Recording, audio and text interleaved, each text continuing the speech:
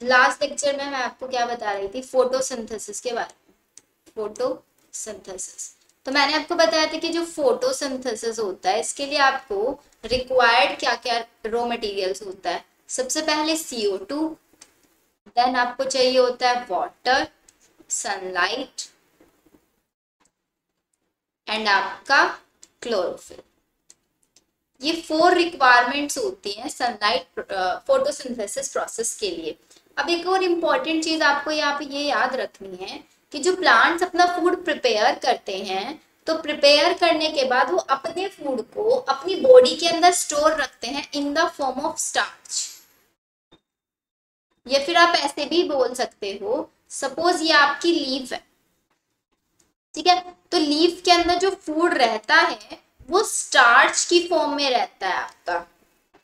And अगर मैं बात कर रही हूँ आपकी ह्यूमंस की, तो ह्यूमंस के अंदर फूड किस फॉर्म में स्टोर रहता है, ग्लाइकोजन की फॉर्म में, ठीक है, ग्लाइकोजन की फॉर्म में ह्यूमंस के अंदर स्टोर रहता है। And if you are talking about plants then here the stored form is starch.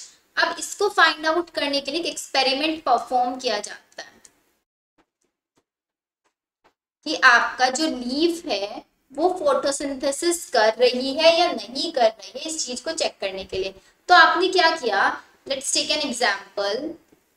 आपने लिया एक leaf, this is your leaf.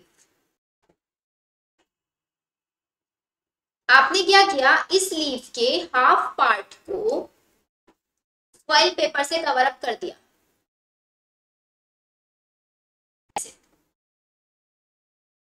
Leaf के हाफ पार्ट को आपने फॉइल पेपर से कवर अप कर दिया। एंड इस प्लांट को आपने क्या कर दिया, आपका सपोज इसको मैंने ऐसे यहाँ पे फॉइल पेपर से ये कवर अप कर दिया है। एंड देन आपने इस प्लांट को सनलाइट के प्रेजेंस में रख दिया। अब आपने क्या देखा, 3-4 दिन बाद इस फॉइल पेपर को यहाँ से हटाया जैसे ही आपने, तो आपने देखा कि जो आपका क्या किया, इसको सनलाइट के प्रेजेंस में रखा अप टू 4 to 5 डेज, ठीक है। तो 4 to 5 डेज में जो ये वाला पार्ट है, जो सन मीन्स आपकी जो लाइट के डायरेक्ट कांटेक्ट में है, इस पे तो कोई इफेक्ट नहीं पड़ेगा। लेकिन जो ये वाला पार्ट है आपका हाफ वाला पार्ट है लीफ का, इसके अंदर आप कैसे फाइंड आउट करोगे कि इसने फोटोसिंथेसिस करा है या नहीं करा है। उसको फाइंड आउट करने के लिए क्या करोगे, आप आयोडीन सॉल्यूशन लेके आओगे। आयोडीन सॉल्यूशन, ये एक्सपेरिमेंट ना जनरली आपकी लैब में कराया जाता है, ठीक है। तो आयोडीन सॉल्यूशन आप लेके आए, आयोडीन सॉल्यूशन के अंदर आपने लीफ को डिप कर दिया। आयोडीन सॉल्यूशन को, सपोज ये मेरा एक बीकर है, इस बीकर के अंदर मैंने फिल किया है आपका आयोडीन सॉल्यूशन, ये रहा। एंड मैंने इस लीफ को ऐसे डिप कर दिया। तो आयोडीन सॉल्यूशन क्या करता है, आपका स्टार्च का टेस्ट देता है।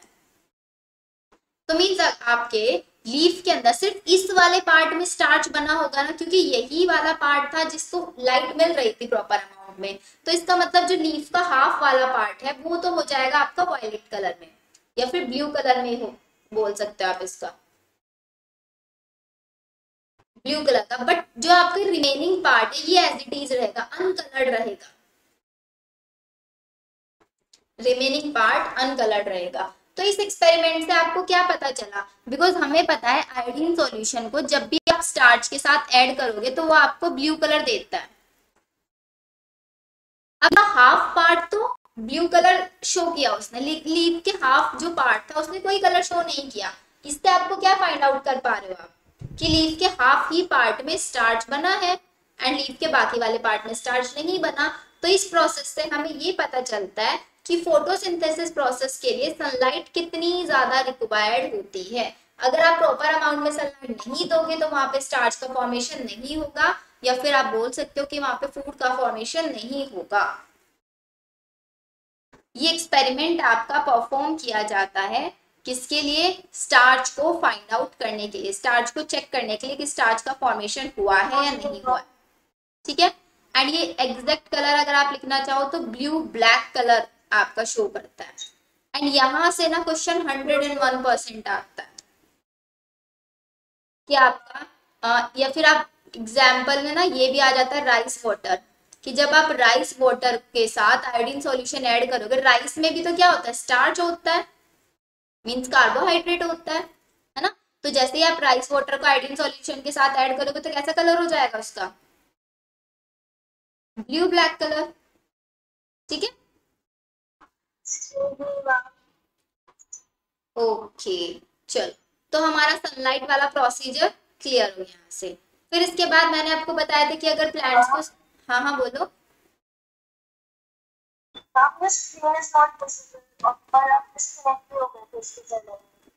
यहाँ तक हमारा क्लियर। फिर मैं आपको बता रही थी नेक्स्ट वन CO2 ले। CO2 मीन्स आपका प्लांट को क्या चाहिए, कार्बन डाइऑक्साइड चाहिए। अब प्लांट कार्बन डाइऑक्साइड किसकी हेल्प से लेंगे, स्टोमेटा की हेल्प से लेंगे। तो what we can write here, what are stomatas, stomatas क्या होते हैं, stomatas are the tiny pores. किसके लिए होते हैं tiny pores, for exchange of gases.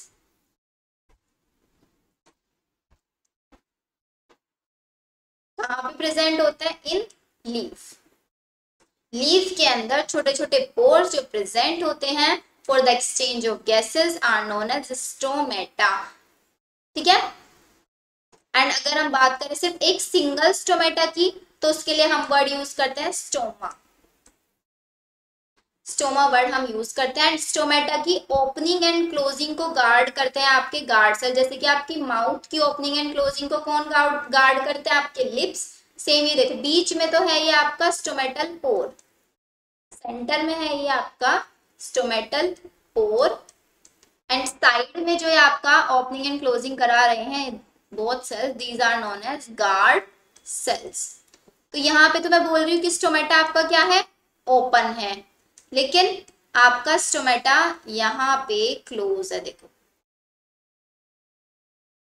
ये हो गया आपका क्लोज स्टोमेटा।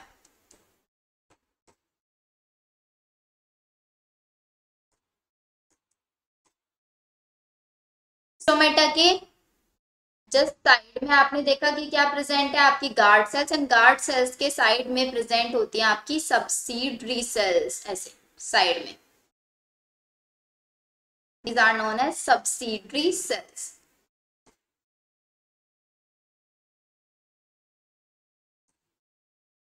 सेम यहाँ पे भी प्रेजेंट होगी।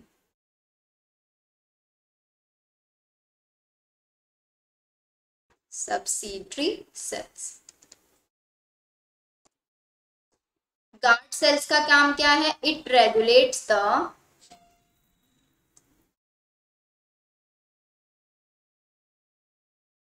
opening and closing of stomata। Stomata की ओपनिंग एंड क्लोजिंग को ये आपका रेगुलेट करता है।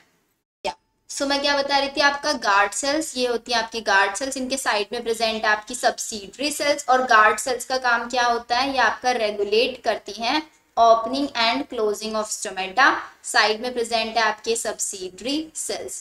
ये स्टोमेटल पोर आपका स्टोमेटा ओपन है, यहाँ पे आपका स्टोमेटा क्लोज है, ठीक है। ये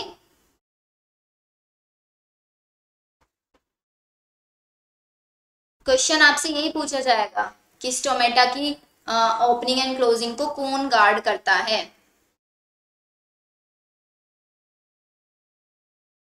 अभी मैकेनिज्म इसका देखो, आपके माइंड में ये क्वेश्चन आ सकता है ना कि मैम मतलब इस चीज को रेगुलेट कौन करता है कि कब स्टोमेटा ओपन होंगे, कब स्टोमेटा आपके क्लोज होंगे। स्टोमेटा ओपन कब होंगे एंड स्टोमेटा क्लोज कब होंगे। तो आपको ध्यान रखना है, स्टोमेटा ओपन तब होंगे जब आपका जो प्लांट है उसके पास प्रॉपर अमाउंट में वाटर प्रेजेंट होगा। मींस आपकी इन गार्ड सेल्स के पास वाटर फ्लो प्रॉपर अमाउंट में होगा। जब भी वाटर फ्लो यहाँ पे प्रॉपर अमाउंट। सो मैं क्या बता रही थी आपको यहाँ पे कि जो ये आपका स्टोमेटास ओपन एंड क्लोज होता है, इस चीज को रेगुलेट तो करते हैं आपके गार्ड सेल्स। लेकिन गार्ड सेल्स को पता कैसे चलेगा कि कब उनको स्टोमेटा को ओपन करना है, कब उनको स्टोमेटा को क्लोज करना है। स्टोमेटा को वो ओपन तब करेंगे जब गार्ड सेल्स के पास प्रॉपर अमाउंट में वाटर प्रेजेंट होगा। मीन्स वहां पे प्रॉपर अमाउंट में वाटर फ्लो होगा, तो आपके जो स्टोमेटा जो गार्ड सेल्स हैं वो हो जाएंगे स्वेलअप हो जाएंगे, एंड स्वेलअप होते ही आपके स्टोमेटल पोर ओपन हो जाएगा, इट मींस आपके स्टोमेटा ओपन हो जाएंगे। लेकिन अगर आपके स्टोमेटा के पास जो गार्ड सेल्स हैं इनके पास वाटर प्रॉपर अमाउंट में नहीं है, प्रॉपर अमाउंट में वाटर नहीं होगा, तो आपकी जो गार्ड सेल्स है ये हो जाएंगी श्रिंक, एंड गार्ड सेल्स के श्रिंक होते ही आपके स्टोमेटा हो जाएंगे क्लोज। प्रॉपर अमाउंट में वाटर होगा तो गार्ड सेल्स स्वेलअप हो जाएंगे, स्वेलअप होते ही स्टोमेटा ओपन। प्रॉपर अमाउंट में वाटर नहीं होगा तो गार्ड सेल श्रिंक हो जाएंगे, श्रिंक होते ही आपका क्लोज। ठीक है, एंड ये स्टोमेटल जो पोर है आपका, जो स्टोमेटा है सिर्फ और सिर्फ एक्सचेंज ऑफ गैसेस नहीं करता है, इसके साथ साथ ये यहाँ से लॉस ऑफ वाटर भी कराते हैं, जिस प्रोसेस को हम बोलते हैं ट्रांसपिरेशन।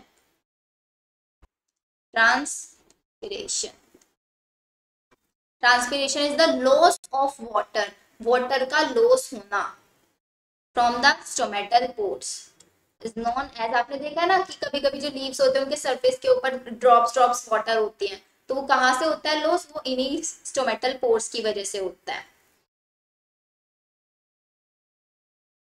ठीक है, एंड एक और कंडीशन होती है स्टोमेटास को क्लोज करने की, जब आपके प्लांट के पास प्रॉपर अमाउंट में वाटर बिल्कुल भी प्रेजेंट नहीं है एंड उसको कार्बन डाइऑक्साइड की भी जरूरत नहीं है, प्लांट चाहता है कि वो अपना वाटर को कंजर्व करके रखे अपने पास, तो वो क्या करेगा, अपने स्टोमेटास को क्लोज कर लेंगे, एंड स्टोमेटास क्लोज हो जाएंगे तो वहां से वाटर भी लॉस नहीं होगा एंड कार्बन डाइऑक्साइड भी अंदर नहीं आ पाएगी, जब उनके पास ऑलरेडी प्रॉपर अमाउंट में कार्बन डाइऑक्साइड प्रेजेंट होगी।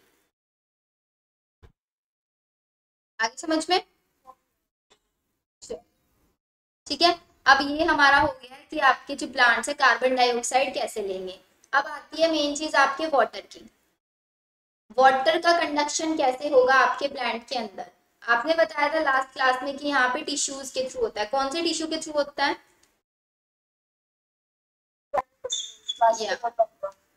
जाइलम टिश्यू के थ्रू होता है, एंड किस प्रोसेस के थ्रू होता है,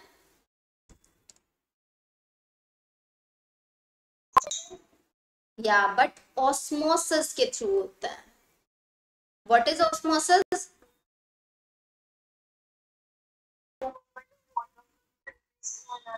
Yeah, osmosis is the movement of water molecules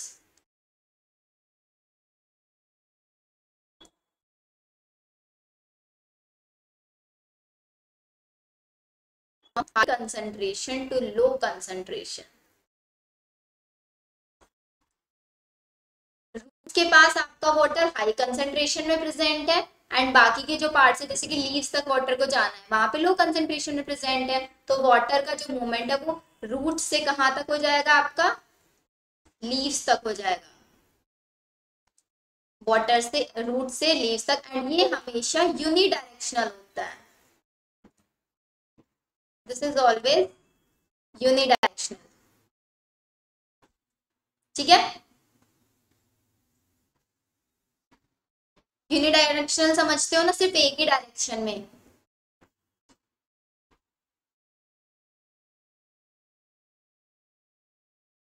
आया समझ में?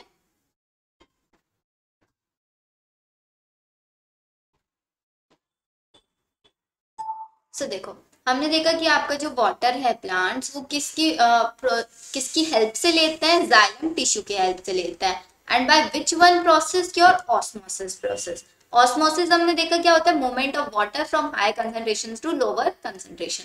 अभी ये आपका जो वाटर है प्लांट्स आपके रूट्स से ले रहे हैं, क्लियर, रूट्स के पास ही प्रेजेंट होती है सॉइल्स, तो सॉइल क्या प्रोवाइड कराती है आपके प्लांट को सॉइल प्रोवाइड कराती है आपके न्यूट्रिएंट्स, जितने भी एसेंशियल न्यूट्रिएंट्स प्लांट्स को रिक्वायर्ड होते हैं for their building up of body parts, वो सभी उनको मिलते हैं सॉइल से ही, in the form of organic compound, organic compound की फॉर्म में सॉइल प्लांट्स को न्यूट्रिएंट्स प्रोवाइड कराते हैं। वो न्यूट्रिएंट्स आपके नाइट्रोजन, फास्फोरस, आयरन, मैग्नीशियम, कोई से भी न्यूट्रिएंट्स हो सकता है। क्लियर ये वाला पार्ट आपका या नहीं?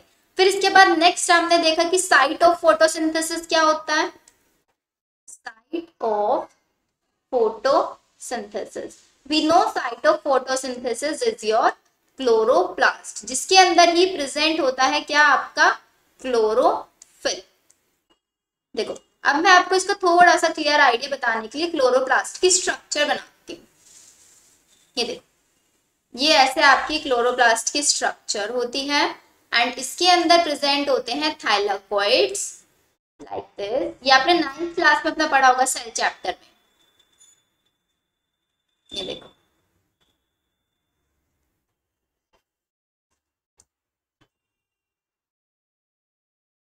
तो ये तो आपका पूरा का पूरा क्या, तो आपका क्लोरोप्लास्ट।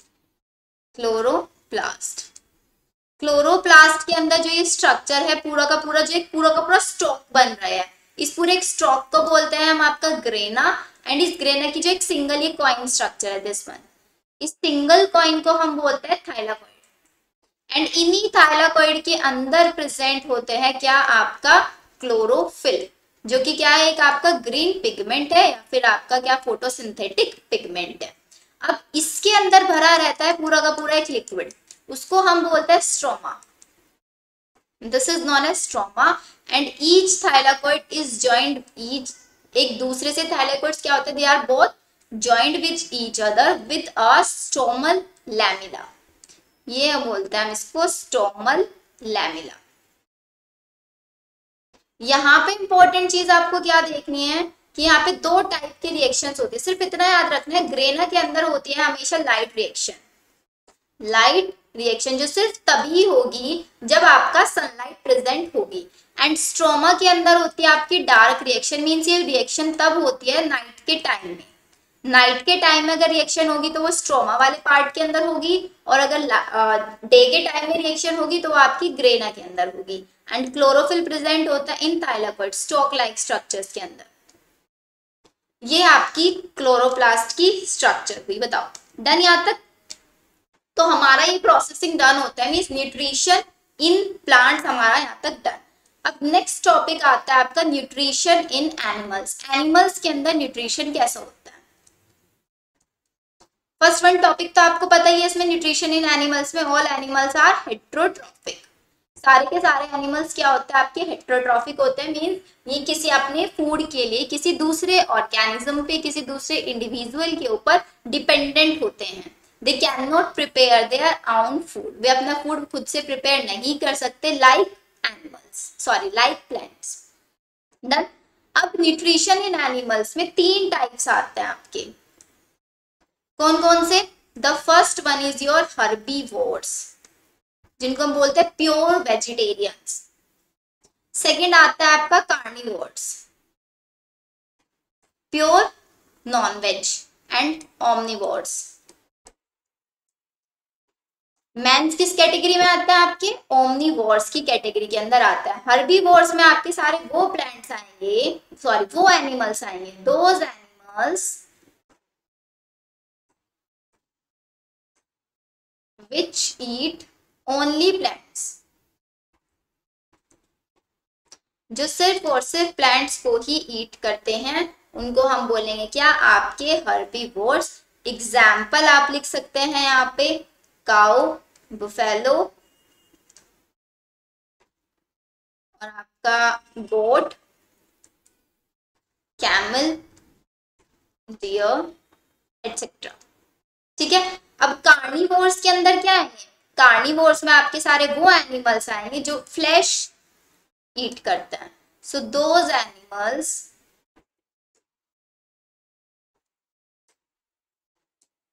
विच ईट मीट या फिर फ्लैश। ठीक है। इसका एग्जाम्पल मीन्स आपके वो एनिमल्स है जो मीट ईटर्स होते हैं। तो एग्जाम्पल में आपका जैसे कि रैबिट,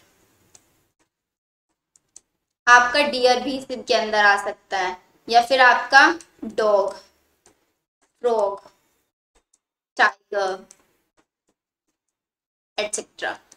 ओमनिवोर्स में क्या आएंगे आपके? ओमनिवोर्स के अंदर आपके वो एनिमल्स आएंगे जो आपके प्लांट्स भी ईट कर सकते हैं और एनिमल्स को भी ईट कर सकते हैं। Which eat those animals which eat plants and animals both. Plants and animals both. इसका फर्स्ट एग्जाम्पल तो आपको पता ही है, कौन? Man, dog, cat etcetera. तीनों न्यूट्रिशन टाइप डन या नहीं, बताओ जल्दी से। अभी न्यूट्रिशन तो हो गया, हमने देख लिया एनिमल्स किस किस कैटेगरी के होता है। अब वो न्यूट्रिशन लेते कैसे हैं?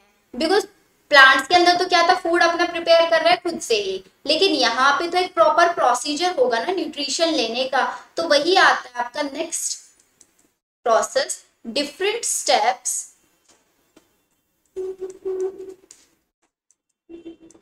in the process of nutrition in animals.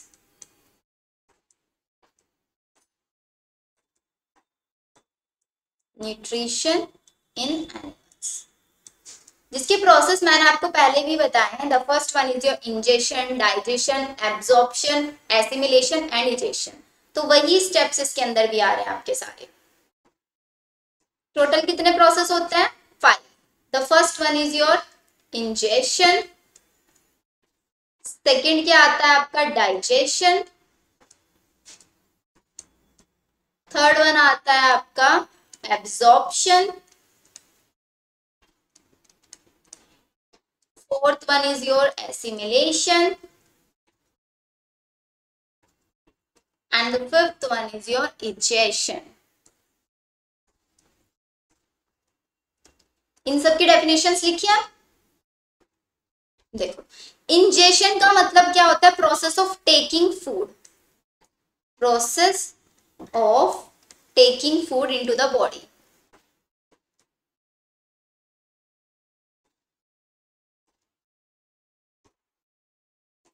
Digestion में क्या आएगा? जो हमने फूड लिया उस फूड को स्मॉल मीन्स हम जो फूड खा रहे हैं वो कॉम्प्लेक्स फॉर्म में है, उस कॉम्प्लेक्स फॉर्म को हमें क्या करना है? स्मॉलेस्ट फॉर्म में कन्वर्ट करना है। तो डाइजेशन में आएगा conversion of complex food into smallest one, into simplest one. Conversion of complex into simplest form of food.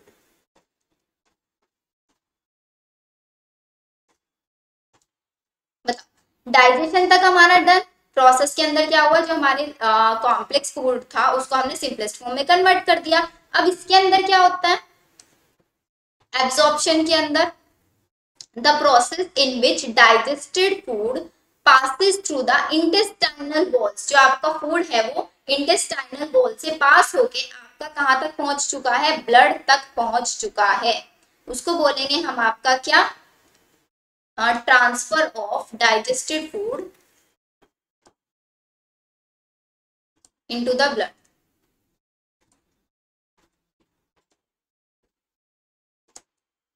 Into the blood.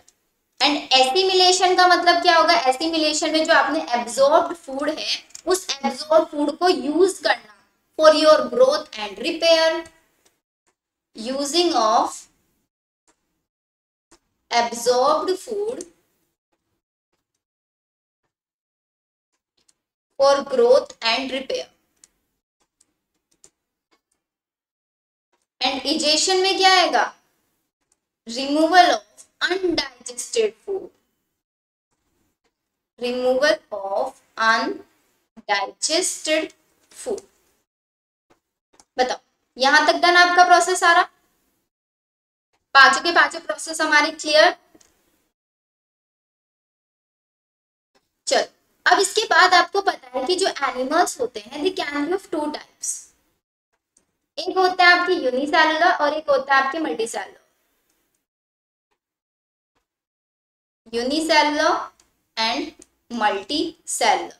अब आपको ये तो पता ही, आप 9th क्लास में पढ़ चुके हैं यूनिसेलुलर और मल्टीसेलुलर में डिफरेंस क्या होता है। यूनिसेलुलर आपके वो होते हैं जो सिंगल टाइप के सेल्स के बने होता है, made up of single type of cell, made up of single type of cell. And multicellular में made up of many type of cells. तो अगर हम बात करें कि आपके जो यूनिसेलुलर होता है, यूनिसेलुलर के अंदर डाइजेशन प्रोसेस काफी इजी होता है as compare to your multicellular. Animals में यूनिसेलुलर के अंदर डाइजेशन प्रोसेस सिंपलेस्ट होता है as compare to multicellular, because multicellular की जो बॉडी होती है वो बहुत कॉम्प्लेक्स होती है। ठीक है,